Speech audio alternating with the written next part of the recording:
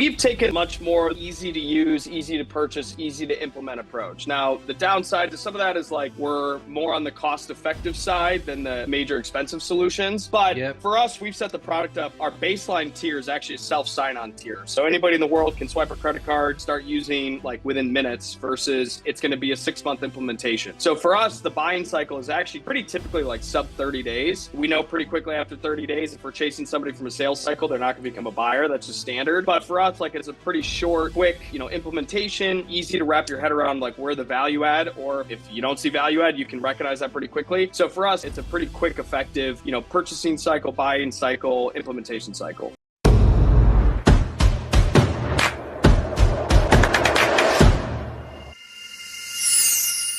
Hey guys, and welcome to the Grow IT podcast. One of your hosts here, Trey King. And today we are very excited to have our guest, Mr. Matt Baxter from Wedge. And we'll be diving into his story a little bit today, as well as what it is his company does. And then, as always, some good engaging insights into the technology industry. So make sure to stick around for this one. But without further ado, Matt, welcome. Thank you. Thanks so much for having me. And I don't know if I have any insights to offer, but we'll try our best. But I appreciate you having me and excited about this. If you don't have insights, we'll try and create some. That's yeah, exactly. Chat GPT, give me a good answer to this question somehow. We'll figure it out. let us Google that quite quick. Yeah. So yeah. No, great to have you. But I think to kick things off, if you would kindly introduce yourself and just tell us a bit about your background. Just a quick snippet or two of your story. Yeah, for sure. Matt Baxter, originally from Ann Arbor, Michigan. I live in Grand Rapids, Michigan. We do the hand. I'm from this side. Now I live on this side. I love that. My entrepreneurial journey, if you will, started. My first business was a little landscaping and lawn care company when I was in middle school, high school, college. The typical bootstrapped, mow a lawn, make a little money, add another lawn, make a little more money. Add 10 lawns, make a lot more money, and just kind of grew that way, which is a blast. I hired my first full-time employee when I was a senior in high school. I went to college on the other side of the state, so I was back and forth and just needed some help. And the business kept growing. It was a fun ordeal. We mowed about 90 accounts at one point on a given weekly basis, some commercial, some residential. But there's plenty of days I'd much rather be mowing lawns and sending emails of what I do now. But it was a blast. And I had a chance. Fortunately, it was a cool opportunity to sell the business. It was definitely not a big tech exit and did become rich because of it, but it was a cool opportunity to, have a business get acquired pretty early on. And from there, I just love the concept of entrepreneurship. I could never work for anybody else. I'd get fired right away. I'm way too ADD and not probably the best employee. So I figured if I can't be employed, I might as well just keep building companies. And so the next business I started was what my current business is today, called Wedge. And the idea birthed from this concept of hiring and challenges of hiring, even with my little lawn care company. And then I started talking to a bunch of business owners, and they all said the same thing. Like, resumes suck, finding great people is hard. Moving talent quickly is a challenge. And there's a lot of great softwares out there, but nobody's really solving a lot of this. And so the idea was like, can we create a solution that helps solve some of these problems? So today we're a B2B, business to business. For people who don't know B2B, we're a HR tech platform, and we're specifically an asynchronous video interviewing tool. Nobody can spell asynchronous, so we call it on demand or one way. And it's designed to be an efficiency tool that companies bring a part of their hiring process. So typically that falls in the high turnover, high volume, customer facing type roles, which has allowed us to cover a wide range of clients, which has been great. So we work with anybody that has some form of hiring needs. We're not going to necessarily help you with a C-suite type position, but if you have high volume, high turnover, it's a great solution for you. And so folks buy our software, a part of the hiring process. We implement it, and it's used, and it's been a great business to grow. I've made about every mistake you possibly can growing this thing. We've raised some money, messed that up plenty of times. And so I've got a lot more to learn, but definitely I've got some horror stories of what not to do in this whole process. And it's been a blast. So that's probably a pretty good gist about me. Excellent. Thanks, Matt, for that.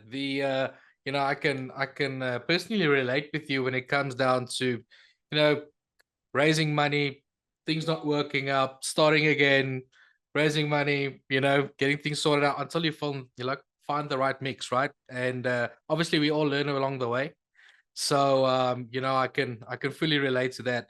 Tell me, Matt, based on your expertise, what are the current market trends? Obviously given your industry that you're aware of, right? What way are the winds and things blowing these days? What have you been picking up? Yeah, so in the HR tech landscape, there's what's called all-in-one solutions, and then there's point solutions. Some people call the all-in-one like a platform. So, platforms are you want it to do everything from job posting to management of your candidates to onboarding to payroll. And Yep. every 10 years or so, there's this pendulum swing around buyers wanting to purchase all in one platform because it's simple, it's easy, it's all one solution. Now it's a big onboarding. It's not necessarily easy, but it's a big onboarding to implement that. But once you have it, everything lives in one platform. The benefits of that, it all lives in one, right? You're not logging into a bunch of other Yeah. systems. The challenges of that is that company then has to be experts in a lot of different solutions, right? So that's ranging from job postings, job boards, I-9 verification. You're ranging from, things like uh, things like background checks, things like video interviewing, the whole gamut, right? And so what happens in this whole process is you then get buyers who say, well, can we want a best in class video product, or we want a best in class assessment provider because their built-in one isn't very good. And then the pendulum swings back to, well, now all of a sudden you're buying 6 or 7 different products all in once. And now all of a sudden you have a bunch of different tools and you don't have the all in one. And so what's been interesting is if you look at HR tech over the last 30 years, it does every 6, 7, 10 years, it goes back and forth between all in one versus decentralized. Well, because of technology, because of purchasing, dare I say, because of AI, there's some things that have not necessarily disrupted the whole market, but has expedited that pendulum swing to go from every 6 years to now every 3 years. And so it's been fascinating to be a part of that. And now we've really gone through a couple cycles around organizations that are not necessarily looking for all in one and not necessarily looking for best in class. You have some doing both. And these big providers come along, they get a lot of quick wins, they scale it and they're all in one. And then the buyers keep saying, hey, we want Wedge as a specific tool, or we want this assessment as a specific tool. And so, for us, it's just been going back and forth in that, which has been fascinating to follow. We don't necessarily move the needle on that, if you will, when it comes to, like, we're not encouraging folks to shy away from the all-in-one. We partner really well with a lot of the big platforms, but also we have plenty of folks that use us a part of a suite of many tools. And we've taken sort of the agnostic approach to be a beneficial tool, no matter what your pendulum swing would say. Got it. Got it. Tell me, to maybe, if you don't mind latching on that, right? From a market sentiment point of view, what's it currently like out there? Double click on that one more time. Like, what do you specifically mean? Sure. So market sentiment, let's talk about maybe from a buying perspective, for these types of solutions. Yeah, so we've taken much more the easy to use, easy to purchase, easy to implement approach. Now, the downside to some of that is, like, we're more on the cost effective side than the major expensive solutions. But Yep. for us, we've set the product up, our baseline tier is actually a self sign-on tier. So anybody in the world can swipe a credit card, start using, like, within minutes, versus it's going to be a 6-month implementation. So for us, the buying cycle is actually pretty typically like sub 30 days. We know pretty quickly after 30 days, if we're chasing somebody from a sales cycle, they're not going to become a buyer. That's just standard. But for us, like, it's a pretty short, quick, implementation, easy to wrap your head around, like, where the value add, or if you don't see value add, you can recognize that pretty quickly. So for us, it's a pretty quick, effective, purchasing cycle, buying cycle, implementation cycle. Tell me, I think let's maybe have a discussion regarding value. Right now, you've Yeah. mentioned a couple of things here that already, in my mind, I can pick up on a lot of value what you guys bring to the table.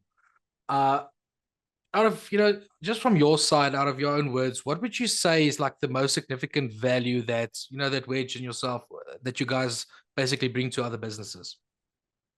Yeah, so a lot of companies right now are facing a big issue with what's called candidate ghosting or candidate no-shows. And what I mean by that is you have people that apply for jobs and don't show up to the interviews. Our Okay. product right away limits about 90% of that from happening.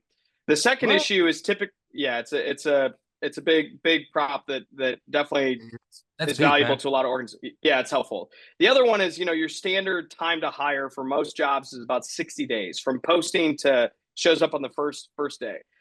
We can eliminate about 2 weeks worth of that pretty quickly. And the reason is that you spend so much time in the early stage scheduling of interviewing or just to identify, is this person worth putting through the formal hiring process? You have a lot of time scheduling, you have a lot of candidate ghosting no shows, you have a lot of people that have to reschedule interviews. That's just a huge headache. And even in that early screening stages, all we're trying to do is help you identify as a company who's worth spending time with and who's a decent fit to move them to the next stage. And that next stage could be a formal interview process. That next stage could be hired right off of our platform. There's a lot of dynamics in all of that that factor in, but really the big value prop are reducing candidate ghosting no shows, reducing your time to fill. And the third dynamic is evaluating soft skills and who the person is, right? The resume hasn't been updated since the Civil War. Nobody changes their resume. It's all the same.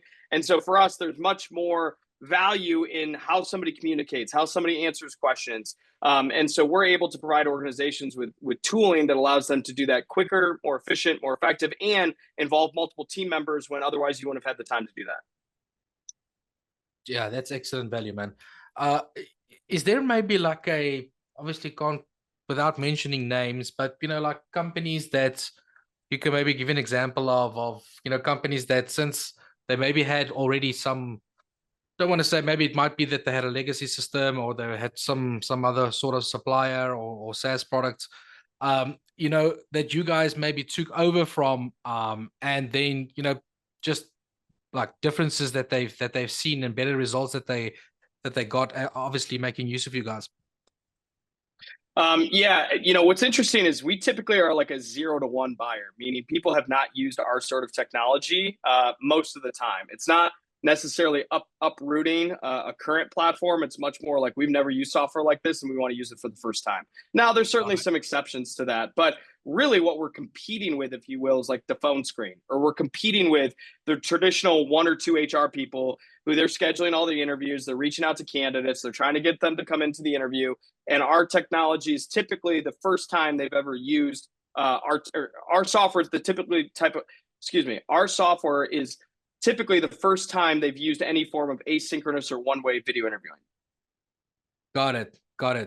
The let's maybe step back a little bit, about let's talk about business in general a bit, as I say, like 30,000 foot overview, right? I mean, you've been at this for quite some time now. Tell me, Matt, in your opinion, like what type of mindset would you say is needed to be a successful founder of a company?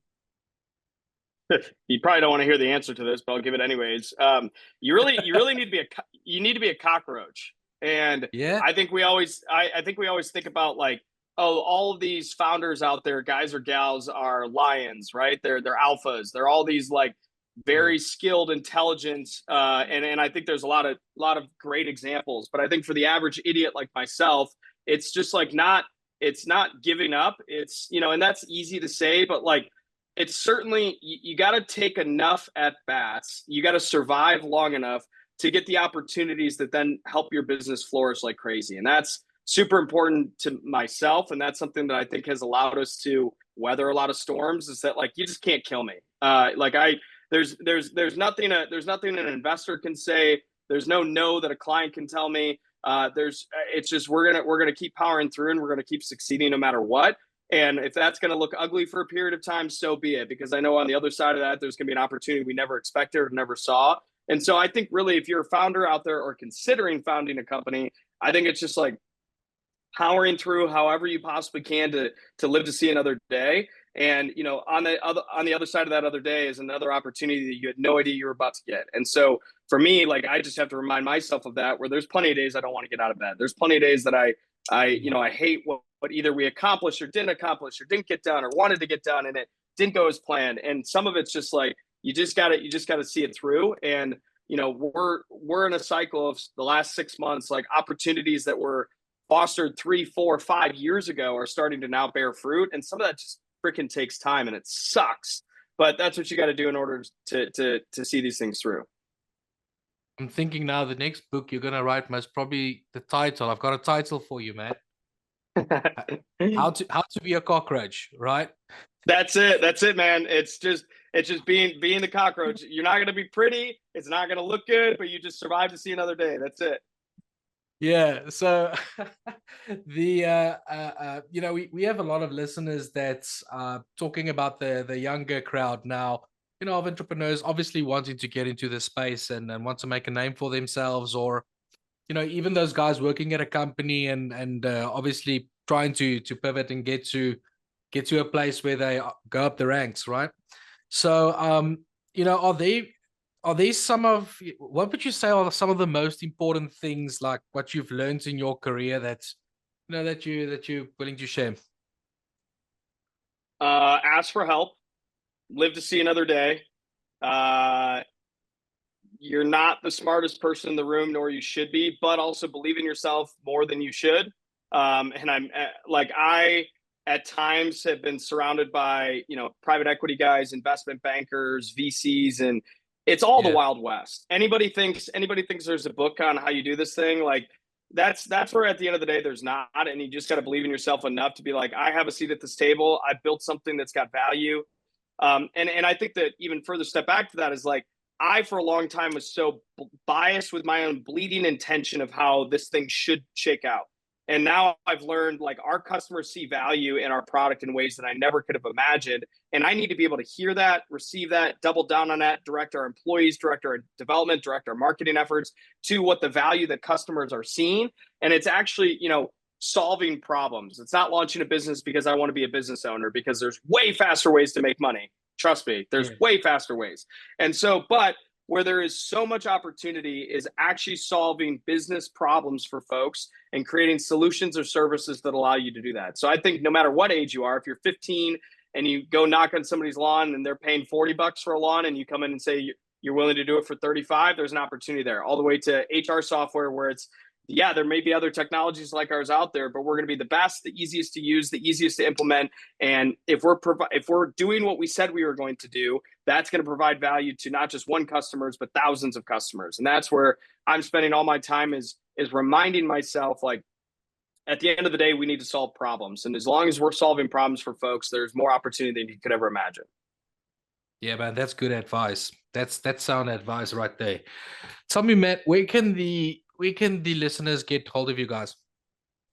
Yeah, so if you want to get a hold of Wedge, WedgeHR.com. Our team's pretty active, so if we ever can be helpful, on the business front, happy to help. And I spend all my time talking to other HR solutions and partners. And so if I can be a resource, both with our software, of course, but more so just as you think about hiring and hiring landscape, I've learned a lot what not to do. And so I'm happy to offer some of that advice. But if you ever want to follow me personally, I've got my podcast myself. It's called The Matt Baxter Show, really creative marketing, I know. But also awesome. You can check me out on LinkedIn. I'm pretty responsive and pretty loud and obnoxious. So if anybody wants to follow along there, they're more than welcome to. Awesome. Matt, thank you so much for coming on. You provided such good, valuable insight today. I can fully understand why you are so successful. And hey, man, all the best going forward. And hey, like to have you back on sometime. This was fun. Would love it. Thank you so much for having me. This is awesome. Cheers, bud. All the best.